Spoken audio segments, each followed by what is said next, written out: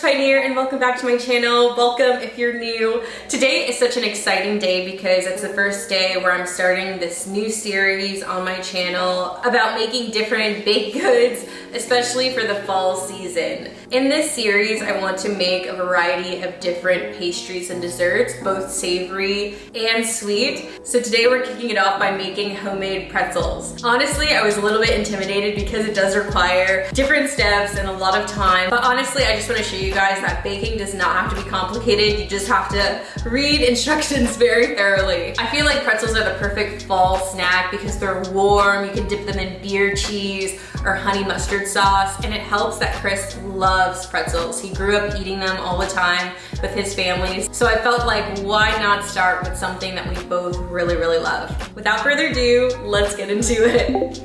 So I have my cookbook here. This is one of my favorite staples baking books. I feel like a lot of the recipes from this series will come from this book. It's called A Good Bake by Melissa Weller. It is fantastic. If you're just learning how to bake, the way that she describes so many of the recipes in here, they're simple. You often don't need to get a full new inventory to go ahead and start baking with her recipes. But the soft pretzel recipe that I'm going to use is from this book. I'll share the recipe with you guys in the description and then also throughout the course of this video. Okay, so to get started, it says that you're going to need bread flour, granulated sugar, sea salt, water, that's 70 to 75 degrees Fahrenheit, 1 egg, instant yeast, unsalted butter, cubed and softened, non-stick cooking spray, and for boiling and finishing the pretzels, which is later and throughout the process, you're gonna need water, baking soda, and salt. So let's go ahead and start gathering all the ingredients for the pretzel recipe.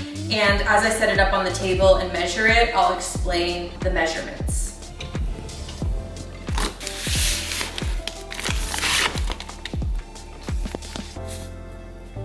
Okay, so I gathered all the ingredients. The flour, sugar, an egg, non-cooking spray, salt, active dry yeast, and a stick of butter. So that seems like all the main ingredients. Hi everybody, just a small cut into this video. I am so sorry. I had realized in the editing process that whole segment was out of focus. But basically what I was just going over is the different materials you'll need for this bake. It's super minimal. You just need 2 bowls. One bigger one and maybe a medium-sized one. I use this one just to measure out your dry ingredients such as your flour, sugar, and salt. And then you'll need a whisk and a scale. I prefer a scale, and most bakers do as well because you'll have way more precision. You'll also need it to weigh out the dough later in this recipe. If you only have cups as measurements, that's perfectly fine. When it comes to shaping the dough, you can relatively eyeball it. It just won't be the most precise. I also use measuring spoons for smaller measurements throughout the baking process. And what I'm gonna do is take this bowl and add 570 grams of bread flour to the bowl. And now you're all cut up. Thanks.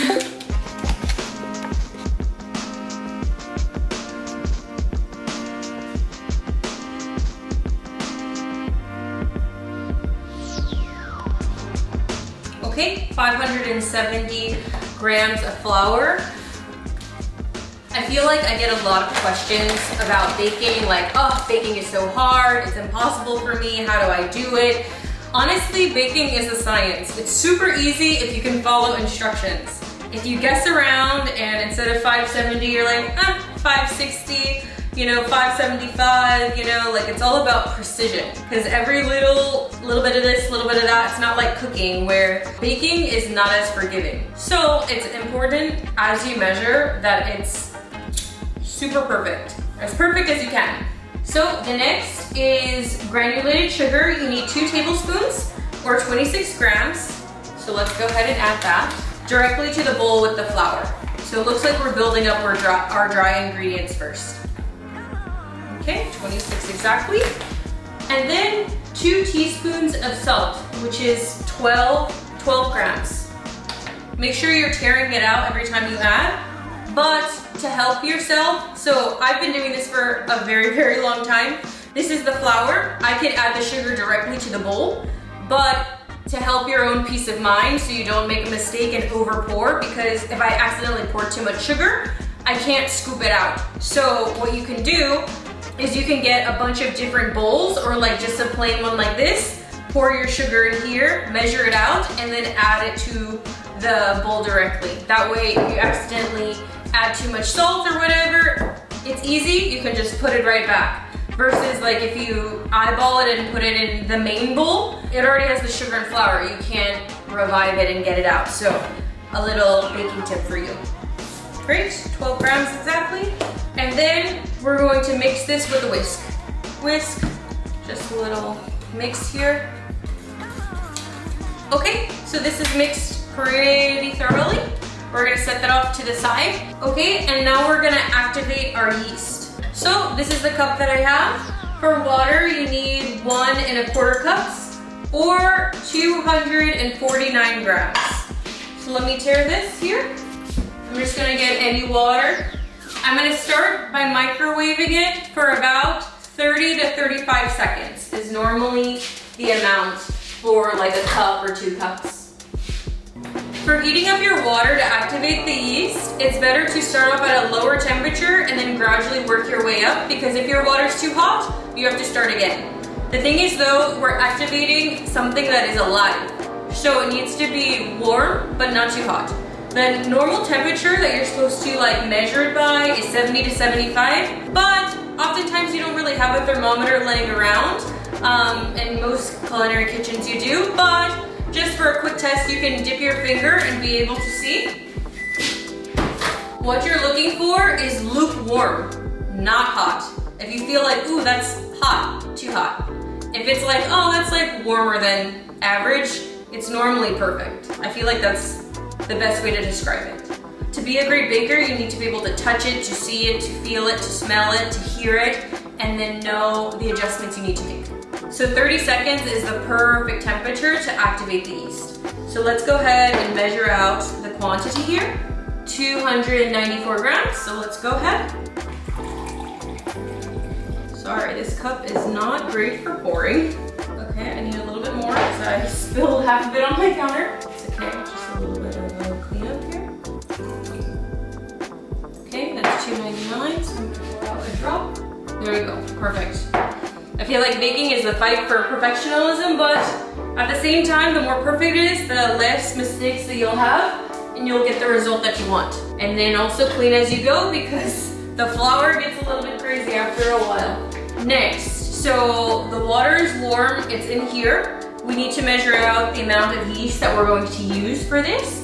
It's 1.5 teaspoons or 4.5 grams, which is super, super little. So in this case, I think I will use the spoons, just because it's a little bit easier than this scale, because it's so little. 4.5 grams, unless you have a micro scale, it's never going to be 100% precise. So in this case, I'd rather use the spoons. So you can either use the packets, which isn't my favorite because we may not use all of this, but now it's like an open container. So I don't prefer this one. I like this one normally because you can just pull from it and it's already in a jar. So we're not gonna use this full packet, but now it's just an open thing in my house. So, but it's cheaper, so use whichever. Okay, 1 in the warm water that we've measured already. 1, and then a half. Add it in. So a lot of bakers or people will tell you online that you could mix the water in and mess with it and all this other stuff. But when I used to work as a baker for making bread production at this old bakery, this one lady gave me a really good tip. When you mix it, the water gets really cloudy and then it gets kind of hard to tell whether it has bloomed. Blooming is when the yeast has come back alive. So when it blooms, like we picked something that we grabbed off the dry shelf and we added warm water to like wake it up and get all fluffy and spory or whatever. That's why when it's too hot, it like kills the bacteria. It's too hot. But if it's too cold, they'll stay asleep. Also, side note, in the same formulation here of like, if you've ever created your sourdough starter, how you can actually keep your sourdough starter if you're going on vacation, whatever, instead of keeping it room temperature where it's warm and the yeast can thrive and boom. You can put it in your fridge, it'll go to sleep and it'll stay alive. But then when you take it out of your fridge, it'll wake up because the temperature's warm and you can bring it back to life. So when they say it's impossible to kill your starter for sourdoughs and other breads that you're making, that's what they mean. Side tangent, because this is all related. A lot of recipes will ask you to mix it, but then the water gets really cloudy. How you can tell when the yeast is alive, because you can kind of see it all at the bottom here. As it wakes up, it will start floating to the top, and then bubbles will form. Like a thin layer of like fluff is the best way to describe it. So I'll show you the before and after. And then normally this process takes like 2 minutes or so. And then if you're looking at it and nothing has changed, you can kind of tap the bottom. And if they all start floating and creating that bubbly sensation, then they all like wake up, if that makes sense. So we're gonna let this sit here and put it off to the side and then start on the next process of this baking. Okay, so the next thing we're gonna do is get our butter ready. It's supposed to be room temperature, but I did not pull this out in time. So I'm gonna go ahead and to chop it into like decent blocks, put it in a cup and then microwave it just for a second or so. That way it can just be soft enough to be able to work with, just until our yeast blooms here. Oh, you can start to see it rising up to the top. I'll leave it here so you guys can see it like gradually change. Oh, look, look, look, it's starting to bloom. How exciting. Do you see? All the fuzzies are starting to come up to the top.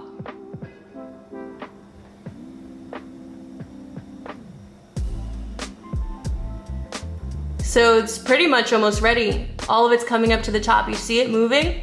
That's how you know it's ready. Oh, you see that burst? You see how it's getting fluffy? It's waking up. This is why I love baking, it's so cool. Okay, so we'll give it a couple more minutes to give the last stragglers at the bottom of the cup to come back up. And in the meantime, I'll start prepping the butter. But yeah, this is what I mean. So look, it's all fluffy and it's starting to create this little layer. But look, it just comes up and it poofs. So you don't have to mix it because it's hard to tell the distinction because all that will be the color of the water, so you can't really tell. But now it's like when you see the live reaction, then you know 100% for sure that it is ready. Because if you pull it before it wakes up, then it's gonna ruin your whole dessert or whatever you're trying to make. So make sure it's bloomed all the way. And if you want it to hurry, you can tap it to wake up anything else at the bottom to come up to the top. But also time is just great. You can give it another minute. Okay, great. Yay, okay, so it's nice and soft. So what we're gonna do, the yeast is pretty much ready. It's now all cloudy. You see that? It's all cloudy. There's still a little bit at the bottom, which is natural. So we're just gonna grab the knife that we just used and swirl the bottom to ensure that there's nothing else sticking. We're just gonna swirl it a bit. And then we're gonna pour it into our big bowl. So this will be our big bowl. Now, what we're gonna do is we're going to add our 1 egg. Crack it directly in. Careful of shells. If you're not confident with the shells, do it separate. Just put it right back in here and then pour it. And then we're gonna whisk it until it's nice and combined.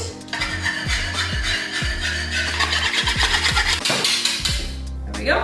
And then we're going to add the dry ingredients and the butter. So normally nice and slow is the way to go. But if you have a stand mixer at home, you can do this all in your stand mixer. Just be careful because you want to avoid the, and like that's cute in the movies, but basically if you lose 50 grams out because of like how it poured over, then it won't be the same. Remy is here as a good supporter.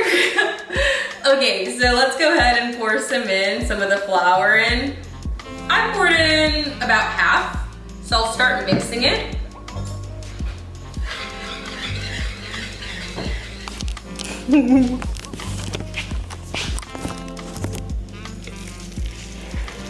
Okay, so I'm gonna keep whisking it. And then I'm gonna add the rest of the flour here. It's says go ahead and add the butter at the same time. So, yep, so I'm gonna go ahead and just pour the butter in there. I'm just gonna use the whisk to incorporate all the floating flour. Like I want it to be a one giant mass and all this little flour here on the side, can you see? It's gonna like goof up, so I kind of just wanna incorporate all that. And then I'm gonna change tools because this whisk isn't meant for such a thick like bread dough, which is what we're making. So I'll probably trade to like a spatula. I'll just get a knife and I'll clean out the outside and then I'll slice it to kind of get the rest of the dough out of here. So your handy dandy rubber spatula, and I would just continue scraping the sides and working the dough to get like, so you see all this excess like flour at the bottom. I want to get all of that out of the bowl and like incorporate it into this mass that I've created. I guess the motion is that if it's your first time, I'll go around and then apply pressure and then like forward and then pull it back. So if you can see, I'll like stick my spatula in, pull it, rotate, and then just kind of work the dough, like kneading it, but with the spatula. So you basically wanna like stretch, push, pull, stretch, push, pull. And what we're doing is building up the gluten inside of the flour. I'll show you guys. We'll just keep working the dough here. It says by hand like 2 minutes. With the stand mixer, we're working it for 2 minutes. And then we're gonna increase, and then you increase the speed to medium to work it for 5 minutes to develop the gluten. But because we don't have a stand mixer, we might need to work it a little bit longer, I guess, because look, it's kind of sticky right now, which is just a loose dough, but the more that we work it, it'll get a little bit more firmer and less sticky. And then we'll be pretty much done with the first process of this bake. So far, I think it's been pretty easy. What do you guys think? Leave a comment below. One, if you're interested in seeing more baking videos like this. And then two, if you're making this recipe, let me know how easy it is for you, or if my instructions are clear, if you have any questions. But so far, I do think it's pretty easy. It's not too bad. And it doesn't require many ingredients. You only need 1, 2, 3, 4, 5, 6 ingredients. That's not bad. Anybody can make it at home. It's getting nice and firm. My biceps are working.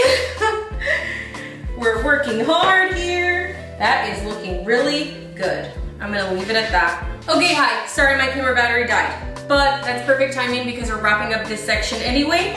So basically you're gonna get your bowl, whatever your dough is in, cover it with a nice like kitchen towel, a clean one that you have, anyone that will fit your bowl, like so.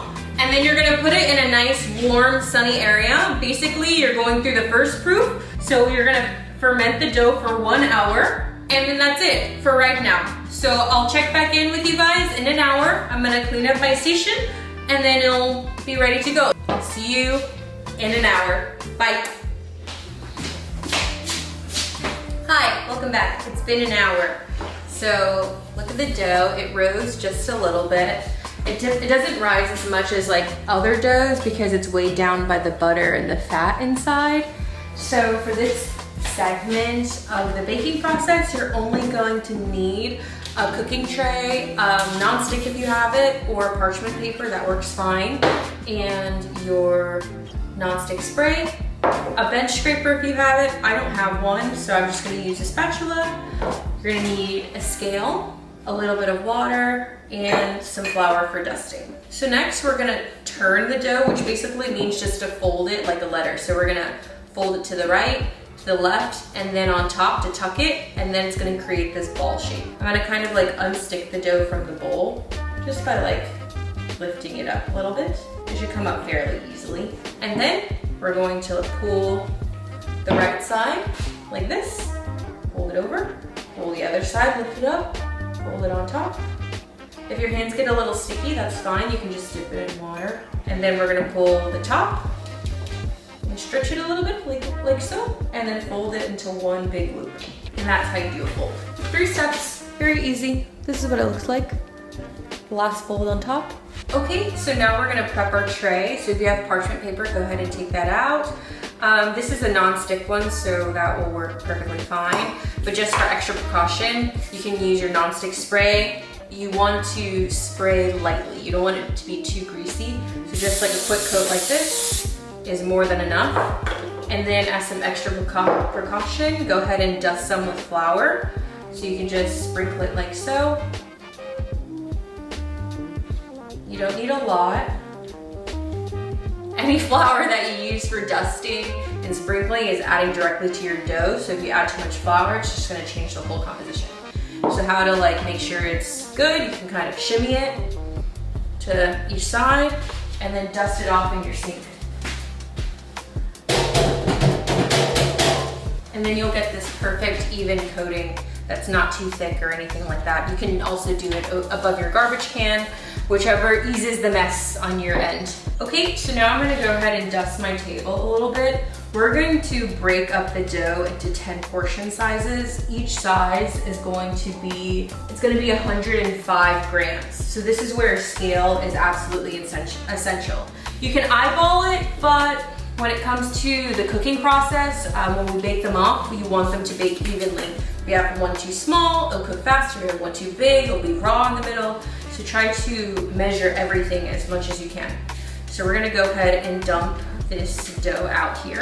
The flour just helps ensure that you don't have a sticky mess on your hands. It just, look how easy that lifted up. A little bit of flour goes a long way. And I'm just gonna tuck it in so it's like that nice little ball shape that we were working with before. The motion is as if you're putting on a giant lid of a pickle jar like this. But as you're twisting, you're kind of pushing down with these bottom two fingers. That's the rotation motion. So you're kind of like almost tucking the dough into itself.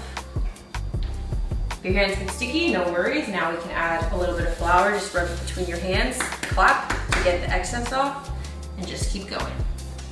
So that's looking good. To make it easier, because we know that we're gonna use 10 pieces, we can just use your bench scraper or your spatula and cut it directly down the middle.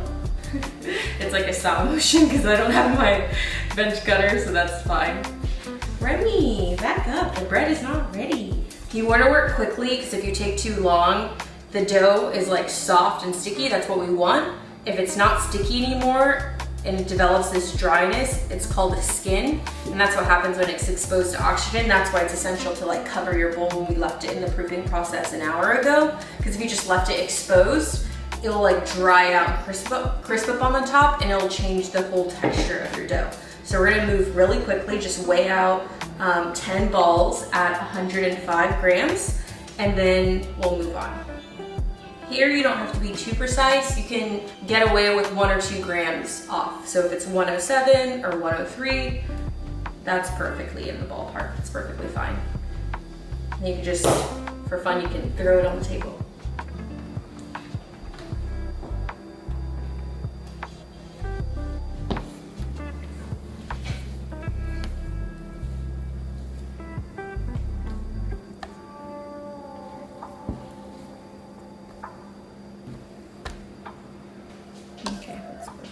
Once you have all your little piles ready to go, you're done with your scale, you can move it to the side.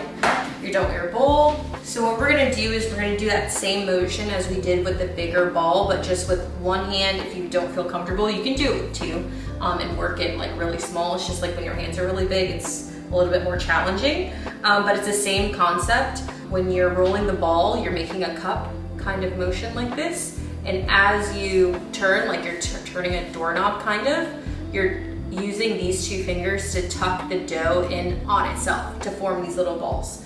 So if you have a floured surface, you kind of want it to move a little bit because you want to rely on the stickiness of the dough to shape the ball. So you can either turn it this way or you can do it clockwise, whichever way is easier. A lot of chefs can do it 2 at a time, but for me, my brain doesn't work as good that way. So I'm just gonna go ahead and form a ball, making a little rotation. So just like this. Okay, so I have a ball here. It's like perfectly smooth, no wrinkles, just fantastic really. So you're grabbing the palm of your hand, and you see how the dough is like tucking in on itself? And you're pushing down, that's what you're doing. So, like this, but this ball's already done, so it's pretty. At the bottom, perfectly sealed. So we can go ahead and put that directly on the mat here. Let's grab a fresh one. If you put it on the flour and there's too much flour, it will slide and it'll make it very difficult for you to be able to make the ball. So get like a pretty clean surface now and start off by rolling kind of aggressively to get these lines out, and then it'll just smooth over. Let's do it slowly. But we're doing the same thing. It'll take a little bit of practice to get that ball perfect. But with time and a little bit of patience, it'll form. Look, I'm literally just doing it one stroke at a time, and look at how the ball is forming. But keep in mind, we kind of do want to move a little bit quickly because the skin will form if all these balls sit out too long, and then it'll be very challenging to roll the balls out. Just like this, ready to go on the floured surface. It's getting sticky, so I'm just pulling it a little bit. If your hands get too sticky, no worries. A little bit of flour, rub it between your hands, like so. That way it just sticks to the table, not your hand, easy. Apply a little bit of pressure into the table. Perfect ball every time. So we're gonna do these left, and then they'll be set.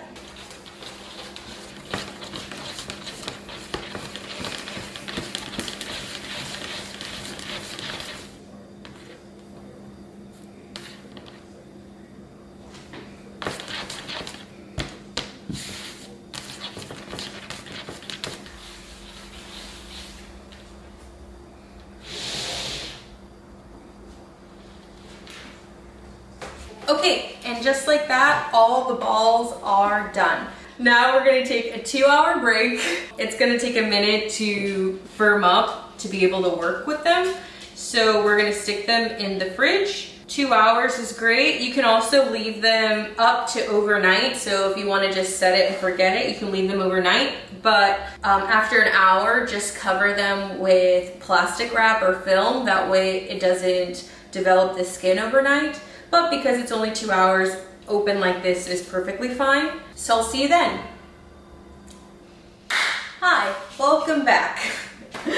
This is the part of the process that's the most time consuming, and it takes a little bit of effort, but with a little bit of willpower, we'll get it done. So the thing you're gonna do is you're gonna take one ball from the fridge and lay it out. You're gonna need a decent amount of space. So I'm using my dining room table. Pick the biggest counter in your home or your table. Just make sure it's thoroughly clean and dry. And we're gonna start by dusting your table a little bit. Just spread it, that way nothing sticks. They look so good. Okay, so what we're gonna do is we're gonna flatten it down like a little pancake. And then we're gonna take the top here, and then we're gonna fold it down a quarter of the way. And then we're gonna keep doing that until you get to the very bottom. So it's gonna be like a nice, tight roll. Now that it's kind of like a log form, we're gonna start rolling it all the way through. She says to roll it into a 30-inch rope, which is a really big rope. So I'm gonna get some flour for my hands and kind of just start from the middle and apply very slight pressure. Let your hands do the work, and you're gonna knead it outward. So you start in the middle. There's too much flour on my table. See, this is what happens when you add too much flour, it just slides, it's not rolling. So I have to get some of it off.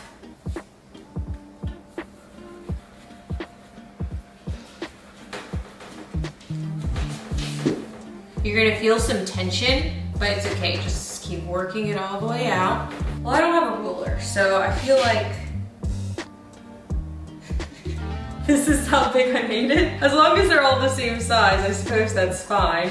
So I'm gonna put some flour here and make it as long as you possibly can. Let's grab the next one.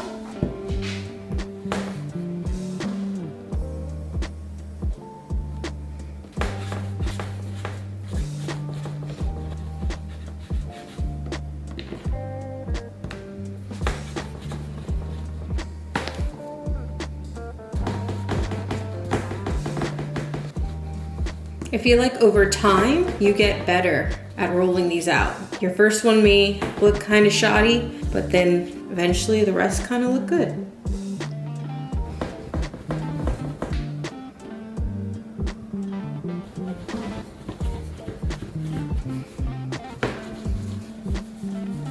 So you can see how they're relatively the same size. Some are, I started with this one and worked my way out, so these ones are eventually gonna shrink just like these ones have. And they're starting to look more uniform. Remy is investigating. And these are the newer ones. They're still relatively long, so as the gluten relaxes, it's gonna go back to the smaller size, and that's okay. Okay, so now we're gonna do the twisty part. Hear me out. It's not that confusing. It just, once you get it, you get it. And I'll show you all the different angles so you can see exactly what I'm doing. But basically, you're going to grab a log and you can stretch it like this. Is like a nice, easy way to stretch it back to how it was if they shrunk a little bit too much. And look, you're gonna go like this and then pick up each side, bring it together as if you're forming a circle. And once they make a little X, then you're gonna twist it. Like that, and then you're gonna pull it down so that both sides touch the bottom of the circle, and then you can adjust it to make it more pretzel-like. Dough is very forgiving. Once you have the recipe down, the dough is correct. We made sure of that 2 hours ago. But this part, the shaping part, if it looks a little funny or whatever like this, you set it on your prepared tray and you can fix it. So you just kind of stretch it a little bit and make it have the shape that you want. And you can use your fingers to poke it out a little bit. Ta-da! Just like that. So you're gonna do that to all 10 of them. Don't be scared, you can do it. We're gonna grab our dough. We're gonna stretch it back out a little bit. We're gonna cross hands like this. Pick it up, bring it together, twist, and then pull it down to the ends touch. And then we stretch out the top a little bit to give it more pretzel-like look. There we go. If you're not feeling confident,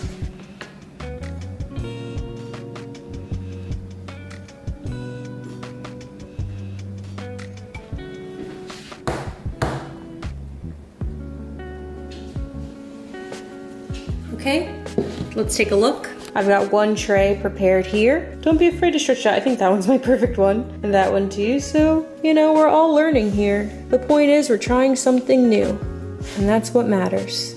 Okay, so once your first tray is done, you can get a moist paper towel, or you can get a moist kitchen towel like this, something light and airy, and it's gonna go in for a second proof. So I'm gonna go ahead and dampen this one.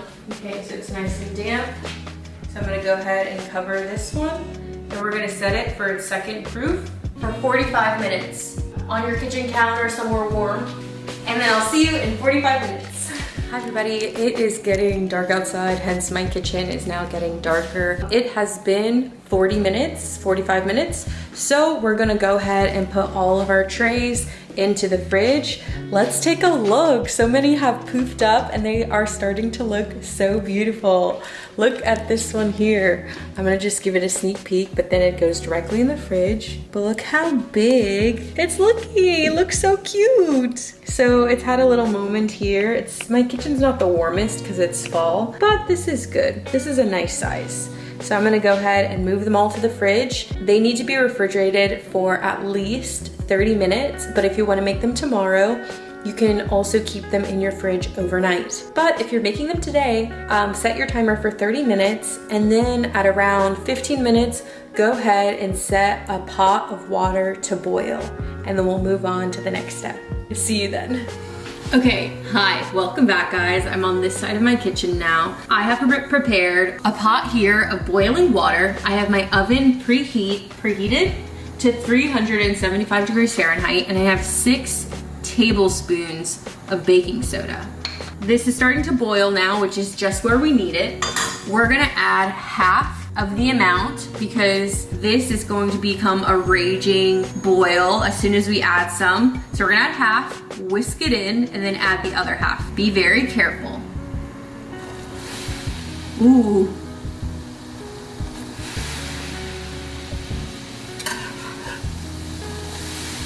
Oh, you see that?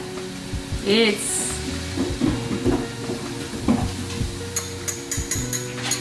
boiling hard now, so we're gonna whisk it. While that's going, we're gonna take out the first tray. We're gonna uncover your towel. Go ahead and throw it in your laundry bin. It's good to go. Take a look. They're looking so beautiful. What we're gonna do is we're gonna add one of them at a time, ever so carefully. We can stretch it out a bit. That way it's like just the size we want here. And then we're gonna do 15 seconds on one side, flip it over, and then do 15 seconds on the other side. So you need some tongs as well. So we're gonna ever so carefully add this in. 5, 6, 7, 8, you can count. And so it's gonna chill like this. And then I'm gonna take my tongs, we're gonna flip it like so. Okay, I would say that's been about the correct time. I'm gonna grab it quickly and put it back on my baking tray here. That was scary, but we did it. So we're gonna go ahead and do it to the next one. And then I think it's time to flip it now. And then I'm gonna pull it out ever so quickly and fast. And there you go. So that's the process. I'm gonna do that. Sorry, I'm setting you guys back up here. That's the process. I'm gonna do that for this whole tray and all the other trays. And then I'm gonna stick it directly in the oven. So stay tuned. Okay, let's flip it. The first tray is done. So what I'm gonna do is I'm going to go ahead and sprinkle some salt on them. I don't have flaky salt, so I'm just gonna use my like Himalayan salt, but I'm gonna change the granule to be a little bit bigger. So like I put it on the big size, and I'm just gonna do some big granules. And I'm gonna go ahead and stick this batch in the oven for 25 minutes.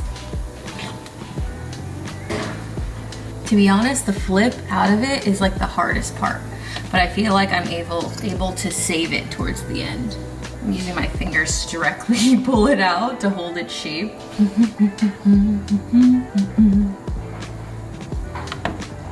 Okay, nice, these are ready. Let's see the oven.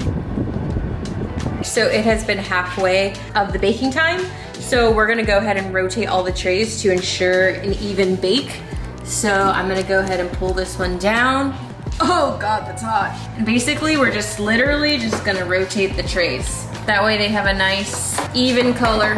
You wanna do it kinda quickly, not as slowly as I'm doing it because I'm filming and doing it. That way all the heat doesn't escape from the oven. It's time.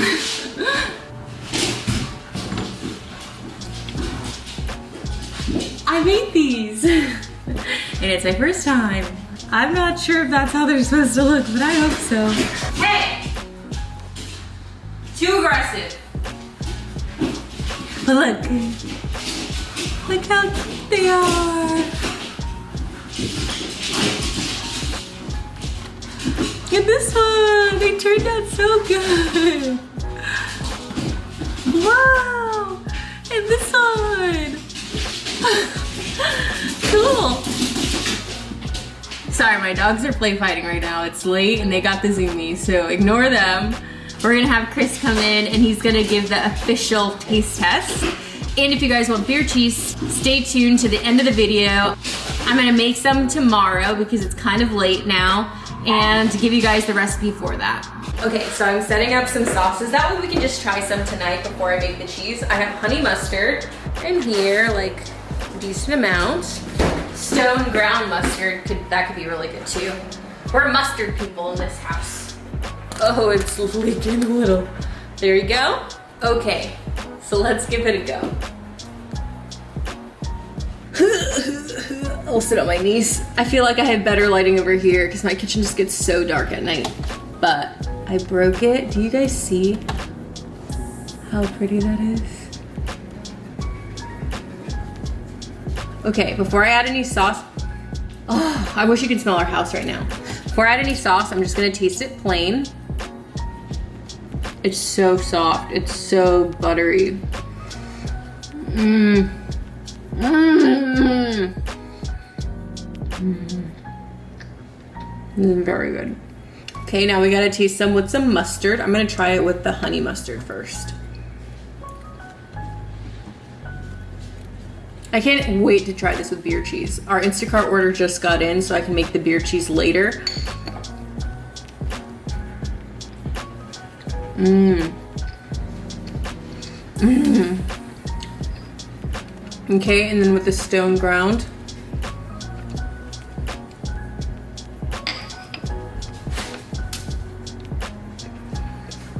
Mmm. The stone ground is better. Y'all gotta make these pretzels, they're so good. I'm about to call the expert out in a minute to give you guys a taste test to let you know how really good it is. He's a pretzel guy. I think he's getting cute, so give him a minute. Very good. Okay, he's here. Hello. He's gonna try this pretzel. I already ate all of mine, so this is the salted one. So go ahead and try. Just want a piece. And then there's honey mustard, and I took the Dijon, but you can get more Dijon mustard if you want. What do you think? You gotta rate it on like color, flavor, fluffiness. Does it taste like other pretzels that you've eaten before? No, it's the best one I've ever had. Really? Are you just saying that? Well, you made it. Well, okay, but is it good? You gotta tell the people. It really is good. I want them to make the recipe at home. Well, you can't tell them everything. Yeah, I want. No, this is exclusive to me. No, they gotta. No, They everybody. can't have what I have. It's good, No, right? it's very good. Thank you. Yeah. Okay. Good. I'm gonna eat this whole thing. What is it missing? A kiss from you. No. Oh. How does it compare to like the ones you normally get? Like Pretzels? Yeah, like Wetzel's Pretzels or Auntie Pretzels Anne's is like an or 8. like bars you go This to. is like a 9.9. 9.9. What's it missing? It's not hot. It's not hot. No. Dang! If only you weren't getting cute for the last hour. I get ready. I told this guy the pretzels are ready an hour ago, and he has the audacity to go, "You're not hot." All right, well, there you go. It's very delicious. Stay tuned to the end of the video. Tomorrow, I'm gonna make a beer cheese for you guys so you can pair it really nicely with your pretzels. And welcome back, guys. It is day 2. We're just gonna whip up a little bit of beer cheese for our delicious pretzels that we made yesterday evening. So let's go, and I'll show you what you need. That's the oven preheating, so I can heat up the pretzels so they're nice, warm, and fresh. So I just pulled up a simple beer cheese recipe from Sally's Baking Addiction. She is one of the best online bakers out there. Most of her recipes are pretty solid and they're little to no fuss and they work most of the time. So for that recipe, you're gonna need 2 tablespoons of unsalted butter, or 28 grams, 3 tablespoons of all-purpose flour, 24 grams, 3/4 cup of whole milk, or half and half, whichever you prefer, which is about 180 milliliters. And then you're gonna need 2/3 cup of beer. Any beer that's not super fragrant or strong. Lagers work great. You just wanna avoid like the super citrusy ones, the fruity ones, or anything that has a distinct flavor. And that is 160 milliliters. You're gonna need a teaspoon of Worcestershire sauce. However, I don't have any, so use what you got. A teaspoon of Dijon mustard, half a teaspoon of garlic powder, 1/4 teaspoon of smoked paprika, 1/4 teaspoon of salt. And then you're gonna need 2.5 cups of cheddar cheese, or 315 grams.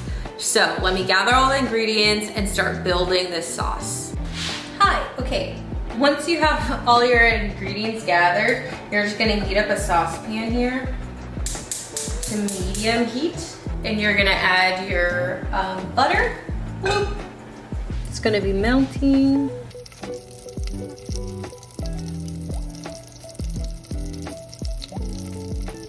Okay, once your butter is nice and melted, you're gonna go ahead and add 3 tablespoons of flour. So make sure that you level it because we're gonna create a roux.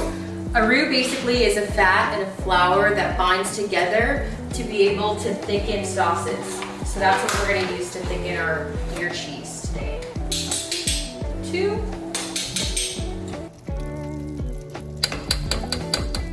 And then we're gonna whisk it together till it forms a clumpy, until a lot of the clumps are kind of mixed out. This should take about a minute.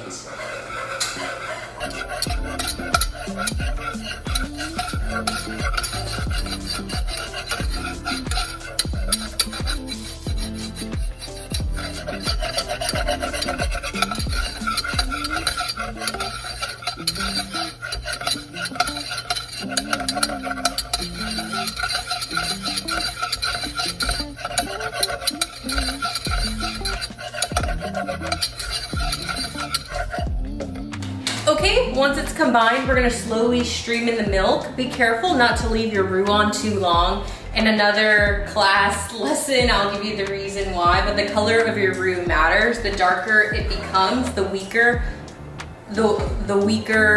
it becomes as a thickening agent. So it's nice, you want it a nice light golden color. And then once you've achieved that, after just 1 minute of mixing it, go ahead and slowly pour your milk, funneling it in as you whisk. So you're gonna pour and then whisk.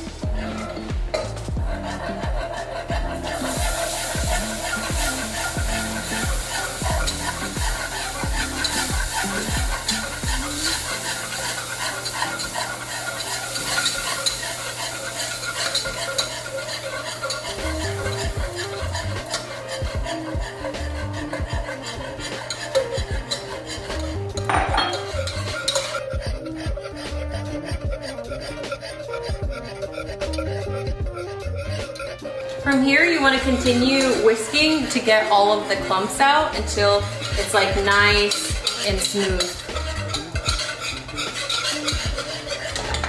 Once it's nice and smooth, you can add the remainder of your ingredients. So I'm going to go ahead and add the cheese here. I'm gonna add the beer that's been measured out. And I'm gonna whisk. Whisk, whisk, whisk until your cheese is melted, and then I'm gonna follow it up with all of the different spices and the mustard.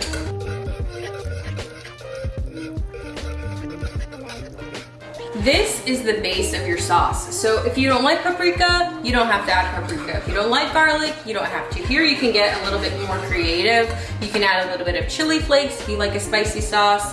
If you want a little bit of tanginess, it says to add a teaspoon of mustard. I love mustard, so we're definitely gonna add a little bit of that.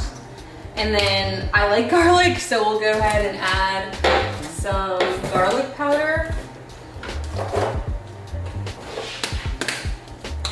Just a little bit, like a dash. There we go. I'll add some paprika, why not? Let's start with that, and then you can taste as you go. So let's continue mixing that in. It's starting to smell incredible.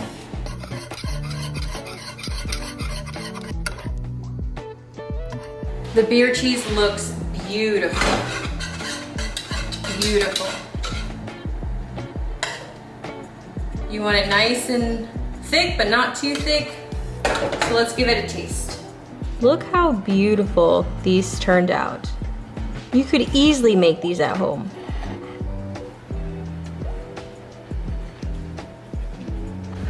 Look at this beautiful plate of pretzels. Are you guys not obsessed?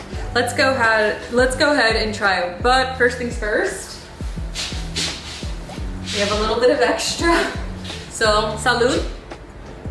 Cheers.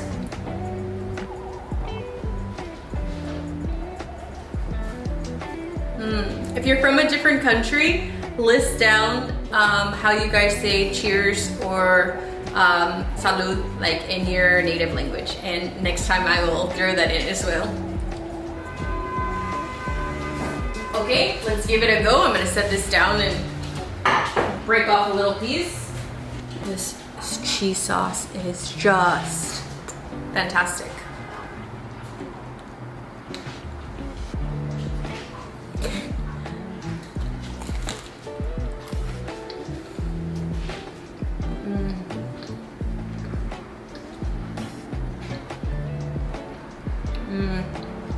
That is so good.